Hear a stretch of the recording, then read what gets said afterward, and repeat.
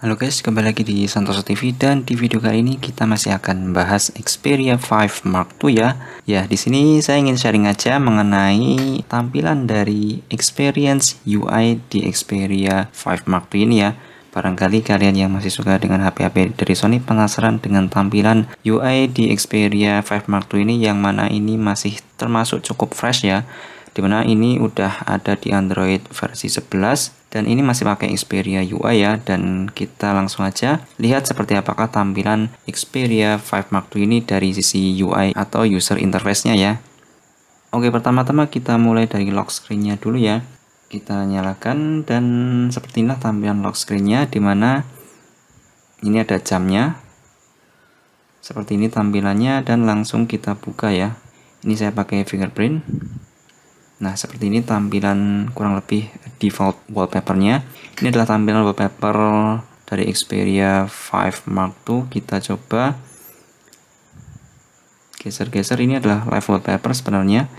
Oh ya, perlu diketahui juga Xperia UI di Xperia 5 Mark II ini kurang lebih tampilannya masih sangat identik dengan stok Android atau Android vanillanya dari Google ya, atau bisa dikatakan mirip dengan Google Pixel. Cuman di sini nggak pure stok karena Sony memberikan customisasi di beberapa setting dan juga tampilan.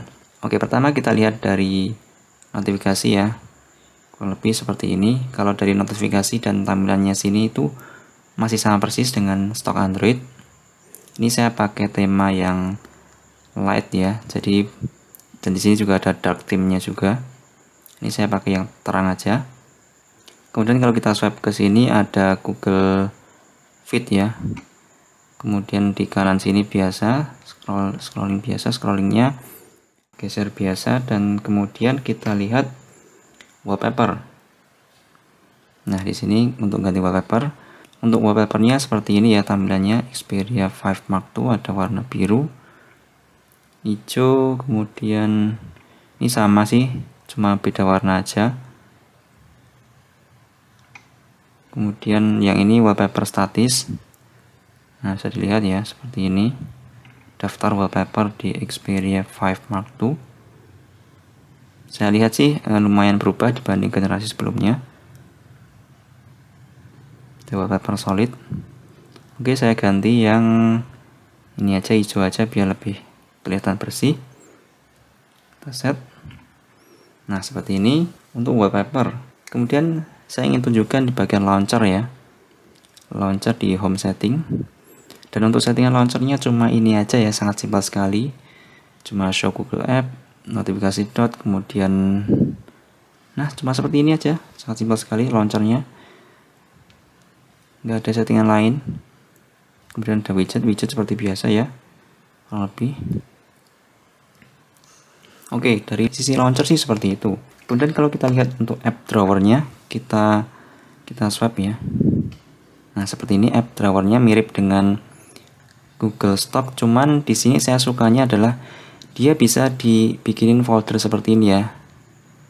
Dimana kalau di Google Pixel atau stok Android yang murni itu, di sini kita nggak bisa bikin folder ya. Jadi semua aplikasinya itu ditampilin sampai panjang ke bawah kalau aplikasinya banyak. Tapi bagusnya di Xperia ini kita bisa bikin kelompokkan folder-folder seperti ini. Jadi nggak terlalu banyak kalau aplikasi kita banyak, nggak terlalu banyak nyekrol lah. Seperti ini. Nah, bisa disetting di sini rearrange. Nah, kita bisa kelompokkan aplikasi ini di folder-folder misalnya seperti ini. Nah, bagusnya sih itu di Xperia ini. Kemudian selanjutnya kita lihat aplikasi phone ya. Ini juga pakai standarnya Google ya. Seperti ini tampilannya. Kemudian untuk aplikasi settingnya, di sini kurang lebih tampilannya sangat mirip ya dengan stok Android. Cuma di sini Sony mengcustom atau mengubah tampilan ikonnya ya. Jadi ikonnya ini di custom sendiri dari Sony. Agak beda dengan yang di stok Android. Tapi yang lainnya mirip sih, dari settingan menu-menu lokasinya mirip semua. Kurang lebih untuk settingnya seperti ini. Lanjut untuk aplikasi galeri foto. Nah, di sini sayang sekali sudah tidak menggunakan aplikasi album dari Sony yang kayak di Xperia generasi sebelumnya, yang mana aplikasi albumnya itu udah dihapus ya, diganti menjadi aplikasi fotos dari Google yang ini. Nah, jadi aplikasi albumnya udah dihilangkan, diganti aplikasi Photos dari Google ini ya. Sayang sekali. Kemudian untuk aplikasi musiknya masih sama ya, ini dari dulu aplikasinya seperti ini.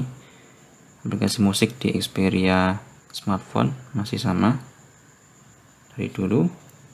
Oke, seperti itu untuk aplikasi bawaan defaultnya. Kemudian saya lihat untuk transisi ya, transisi buka aplikasi seperti ini itu transisinya agak sedikit dipercepat ya kalau dibandingkan dengan stok Androidnya Google ya. Jadi transisinya ini menurut saya speednya agak sedikit dipercepat, nggak 100% plug stok Android.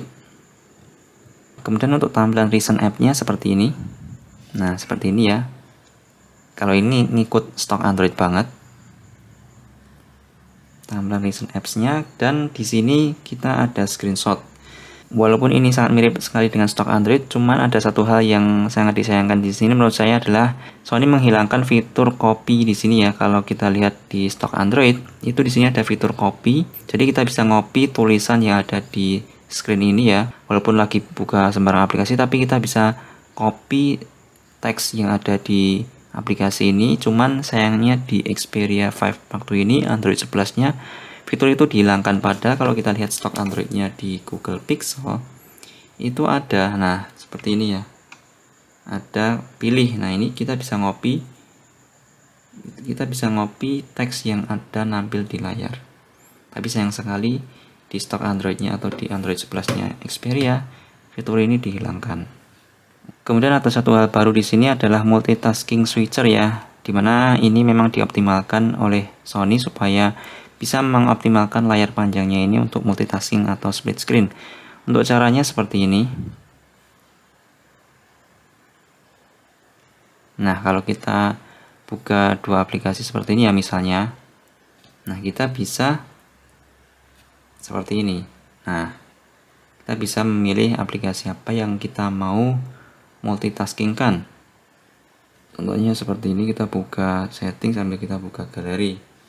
Nah, kita bisa melakukan multitasking switcher seperti ini, dua tampilan gini ya. Seperti itu sih yang baru di sini. Oke, kita kembali aja. Lanjut, saya ingin tunjukkan lagi di bagian setting sini, bagian display. Dimana di sini kita seperti sebelumnya ya, kita ada mode creator mode untuk tampilannya. Kemudian ada video image enhancement. Tapi saya sendiri jarang sekali pakai fitur ini karena ini akan mengenhance tampilan layarnya ya, jadi lebih gonjreng dan juga kontrasnya lebih tinggi. Cuman di beberapa kasus saat nonton video itu berasa jadi kurang natural aja, walaupun warnanya jadi ngebus banget. Cuman saya jarang aktifkan ini, saya matikan terus. Kemudian di settingan refresh rate ini cuma ada toggle on off seperti ini ya, nggak bisa ada adaptif atau apa, itu nggak ada di sini, cuma toggle on off seperti ini. Settingan refresh rate-nya 120 Hz atau 60 Hz. Kemudian ada white balance, di sini cukup lengkap ya. Nah, di sini settingan white balance-nya cukup lengkap sekali. Jadi layarnya ini kita bisa atur karakter warnanya mau warm, cool, atau custom ya. Jadi kita bisa custom sendiri, dan customnya ini juga cukup ada indikator-indikator seperti ini ya. Jadi kalau yang ngerti mungkin akan sangat membantu. Tapi saya sih biasanya cukup default aja, medium. Dan oh ya, tadi dark theme ya, dark theme atau mode malam, mode gelap ya. Dan mode gelapnya ini kalau di setting ini enggak 100% gelap ya, jadi agak sedikit abu-abu tampilan backgroundnya untuk tampilan setting. Dan notifikasi kalau di sini 100% black backgroundnya, tapi kalau di setting ini enggak 100% ya, ada abu-abunya sedikit. Dan terakhir ada fitur yang sebenarnya sih cukup bagus, cuman aku pun jarang pakai, yaitu side sense ya. Sebagian gestur di sini ada yang namanya side sense. Kita kasih tema yang terang aja biar agak kelihatan. Nah, ini ada side sense. Ini kita bisa ketuk di samping sini, nanti akan muncul menu seperti ini. Kita bisa gunakan shortcut ini, Ketika kita buka aplikasi apa gitu, lagi mau ngapain, kita nggak perlu ke home, kita tinggal touch 2 kali di pojok sini ya. Kita juga bisa manfaatin side sense ini untuk shortcut untuk kembali. Kita swipe ke bawah itu untuk kembali, jadi tangan nggak perlu ngeraih ke bawah. Tapi sebenarnya udah ada gestur gini ya, jadi kembalinya sih sama aja. Tapi kita bisa custom sih, side sense-nya ini mau dipakai untuk apa aja bisa. Contohnya ya, kita bagian sistem, gestur, kemudian side sense. Nah ini kita bisa custom lumayan detail konfigurasi side sense-nya ini. Contoh, nah double tap untuk ngapain, slide up untuk ngapain, slide down untuk ngapain. Nah ada semua. Contohnya slide down untuk apa itu, open notifikasi panel. Nah jadi kita nggak perlu raih ke atas, tinggal gini langsung muncul. Seperti itu sih kurang lebih side sense. Oke, mungkin gitu aja dulu ya video singkat sharing mengenai tampilan user interface dari Xperia 5 Mark II ini yang dibalut oleh Xperia UI yang masih mirip dengan stok Android. Oke, kurang lebihnya seperti itu ya. Kalau masih ada pertanyaan, tulis saja di komentar atau juga bisa DM via Instagram di @santosotv. Jangan lupa like, share, and subscribe. Sampai jumpa di episode video berikutnya. Bye-bye.